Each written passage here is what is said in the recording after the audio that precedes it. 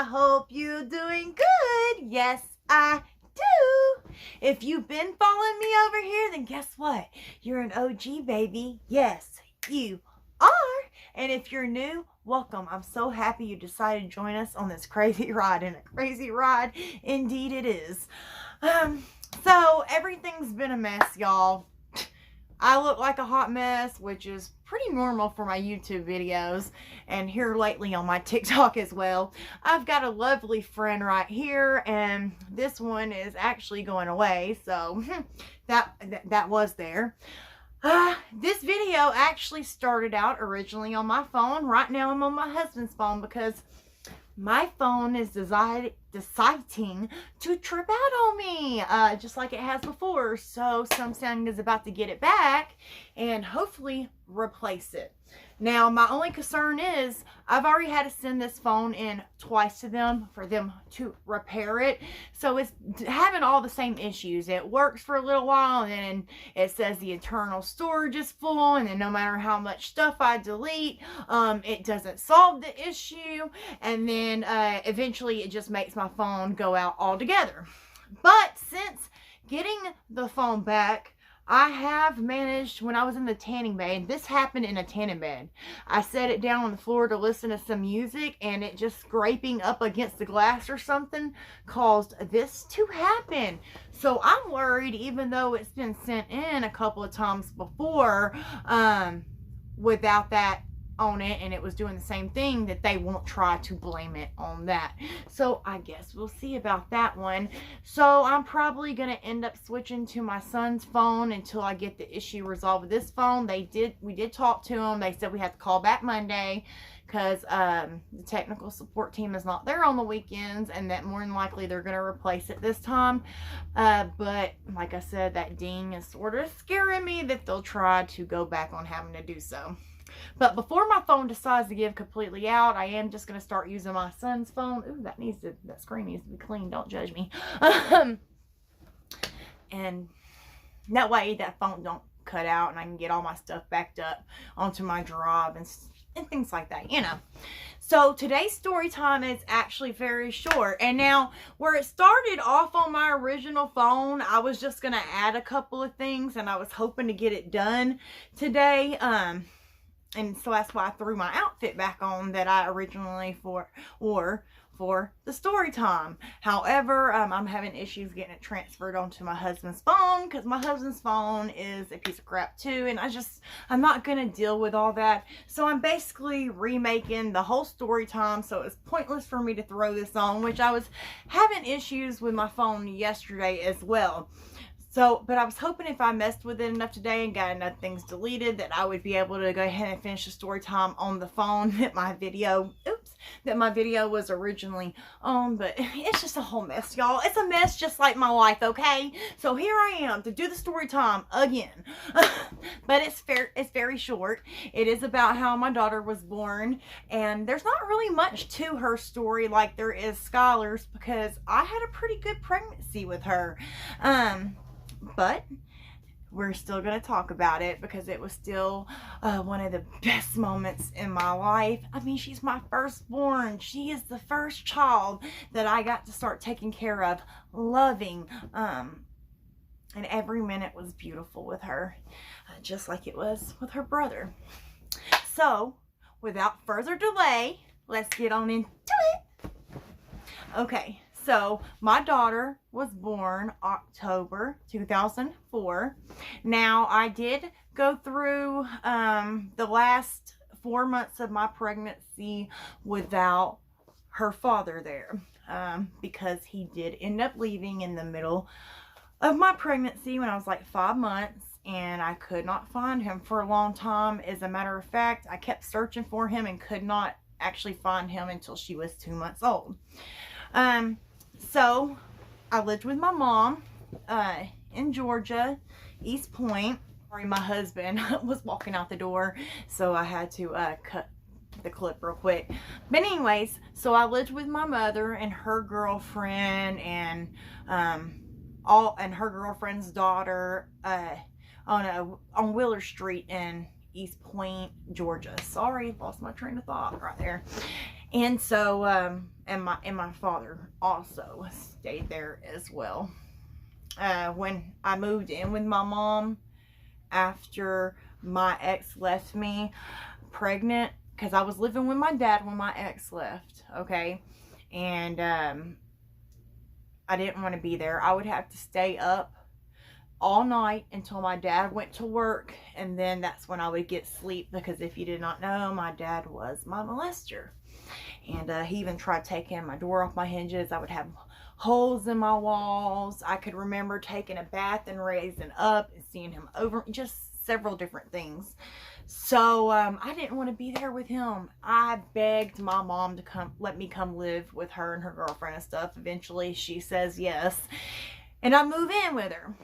Well, then not too long after that, here comes my dad toting right along behind me, and my mom let him stay there. So I remember being pregnant with my daughter, and this is after he moved into my mom's house, and he was trying to get in my room. And when I've gotten better now that I've gotten older, I can sleep a lot heavier and stuff, but I still wake up just like that if something's off. But then, I mean, if the pin dropped, I was gonna hear it and I'd wake up. So I could hear him trying to get into my door, and I remember screaming to my mama's room saying, "Dad's trying to get in my room, Mom." And the only thing she would say is, "Get away from her door, pervert." And she went back to bed.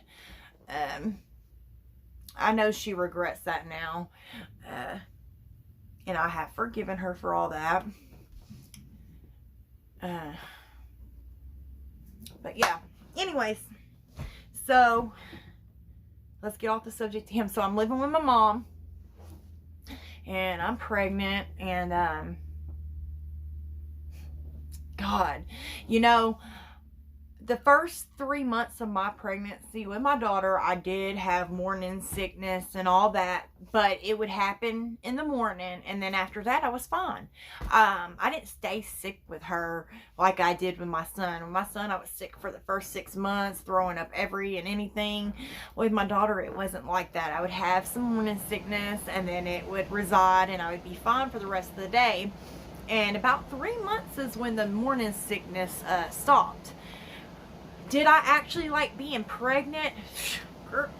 My husband keeps walking in and out of the house, so I had to cut the clip again.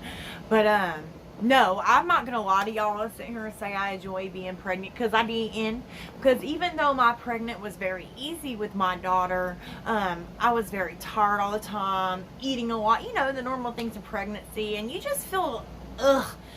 At least I did. I'm pretty sure most women feel this way. I just felt ugh when I was pregnant. So I didn't like that part. But what I did love about pregnancy is getting what I wanted. You know, because you get a little bit spoiled by the people around you when you're pregnant. I loved being able to have the excuse to overeat, because girl could put down some food, okay? So I had an excuse for that. But the best thing about pregnancy is the little feet that you get to, like the little kicks and stuff, and the hearing the heartbeat. God, I miss that part so much. And Marissa was very active. I know it's gonna sound bad, but I remember being pregnant and laying the ashtray on my stomach, and you could see it moving and stuff because she was moving. And I remember just being so in awe about that. And every little movement I felt let me know if she was okay, you know, because it was my first child. I was 16 when I got pregnant with her, and I had her when I was 17. So, you know, being that young, I had concerns that maybe I would have some complications along the way, but I didn't. And you want to know what's funny? When I was pregnant with my daughter, I walked all the time, because when I got towards the end of my pregnancy, because I heard if you walked and all this, it would make you go in labor. And my daughter ended up being a week late. But that wasn't true. But with my son, I was lazy as hell, didn't do anything, and he was a month early. So if you hear that, if you walk and stuff, no, that don't help nothing. Because I walked everywhere with my daughter. It did not put me in labor, but I was lazy as hell with my son, and I went in labor early. But so I am 9 months. I'm ready to have the baby, you know. I'm ready to give birth. And she was a little stubborn thing. It was just as stubborn in my belly as she is now. Because she was like, nope, y'all gonna wait. And she made us wait. As a matter of fact, she made us wait a week past my initial due date. So we ended up having to induce me. And my mom, my grandma, and my sister were all in the room, and they had to cut me from the end of my vaginal hole to my buttocks. And my mom got a picture of it. I showed Tommy that picture, and he was like, wow. And my ex couldn't believe it either, because, I mean, it shows everything. And my sister, when I was pushing and stuff, she was, you know, she was amazed by it. But, I did have her vaginally. So my mom and grandma and my sister were there, and I felt so bad because I remember pushing, and my grandma was just trying to be supportive, and she was like, push, push. And you know how you are when you're pregnant and you get ill, especially when it comes to the labor part, giving labor. I was like, I'm trying, and I think I hurt her feelings a little bit, but I didn't mean to, and she knows that. But we got her out, and she was 5 pounds 14 ounces, born at 4:22 p.m. And I remember holding her and just crying. My mom started crying a little bit, and you know, my grandma and them, they were looking at me holding Marissa, and they could see how much love I had for her, and I just started crying. And the only thing I wished that day is that her daddy was there to see her born. I remember holding her, and I'm like, I wish your daddy could see you. He'd be proud, you know, because it did hurt me, him not being there for her birth. I was very hurt by that, and I struggled to accept it for a long time. Even after I found him and we got back together and all this, it hurt me so bad that he was not there for her birth. But it is what it is. It's water under the bridge. There ain't nothing we can do about that now. It is what it is. I don't know. But it was one of the best days of my life. Like I said, just like having her brother was one of the best days of my life. And when I get my babies back, it's going to be just like giving birth to them all over again. I miss them so much, y'all. And there's not a day that goes by, a minute in the day, an hour in the day that I don't have my kids on my mind. I'm pretty sure I probably get on a lot of people's nerves because when I'm around them, I constantly talk about my kids and the situation. But I can't help it. I love my kids and I want my kids back, you know. I did nothing to deserve this. My kids did nothing to deserve this. And my kids should be able to have a relationship with both of their parents without any consequences or feeling like they're going to hurt the other parent. You know what I mean? But that's the story of how my daughter was born. I'm sorry it's not a very long story, but you know, there's not really much to tell about her birth. I could have went into the pregnancy and how I got pregnant and all that, but and what happened during pregnancy, but I didn't do that with Skylar, so I wanted to keep it fair. When it comes to my kids, I'm very passionate about keeping it fair, because all my life I felt like my mom was picking my sister over me, and you know, so it's very important to me as a mother. So yeah. Next week I do plan on releasing a more serious video, and it's going to be pertaining to the N-word, if I've ever said it, what I think about the word, my thoughts on the whole situation, and like people using the word, so forth and so on. So stay tuned for that. Also, I have a treat for y'all this weekend. Y'all are going to be getting another story time. Now, since I am having technical difficulties, I was going to release it today. However, I am going to probably end up releasing it Monday instead of today. If I can get it up today, I will. If not, y'all could be expecting that tomorrow, Monday. So if you're not following me here on YouTube, what are you doing?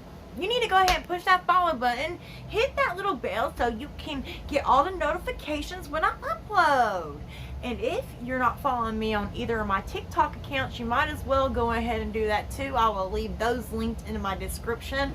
Right now we have a waffle going on. If you don't know what a waffle is, replace the W with an R and then you will. I just have to say it like that for many reasons. It's not important why. But we do have a waffle going on, and you have a chance to win a t-shirt and a $50 gift card. The t-shirt says blockity block block, and if you don't know, I say that all the time on my TikTok page. And you have a chance to also win a $50 gift card to spend anywhere of your choosing. Those items are going to be together. So if you win, you get both of them items, this waffle. So hope you enter. You might as well enter. We have 9 people on the wheel, so you have just as much chance as anybody to win. You feel me? You feel me? You feel me? You catching what I'm putting down? You, oh, hold on, no. You picking up what I'm laying down. Okay. And that's on period. I'm sorry, y'all. I'm extra if you don't know. Also, if you want to follow me on any other social media platforms, if you do, go to my TikTok, my main page, where we are like 80.4K strong, baby. And click on the Linktree link. All my social media platforms are linked under there. So I probably need to put my Linktree link over here now that I think about it. But anyways, I'm going to stop being goofy and I'm going to go ahead and wrap up this video. Thank y'all for coming and listening to my story times. Thank you to everyone who takes the time to actually watch my videos all the way through. Because, you know, I can see if people are watching them all the way through. Maybe not individually, but I can see overall. And, sharing my videos and just supporting me full-heartedly, liking my videos. It means a lot to me because when you do that, you are helping me. And my goal is to get this channel monetized. If it doesn't ever get monetized, that's fine. I love y'all just as much, and I'm still going to post content, but I would like to see it monetized on a real note, just for extra income purposes, and that money can go towards my kids and stuff. So I just keep it real with y'all. I mean, I would rather y'all hate me for being real than hate me for being fake. So that's just how it is. Same thing with, I would rather you love me for being real than love me for being fake. You know what I mean? Does that make sense? It makes sense in my head. Anyways, I love you all. And until next time, bye!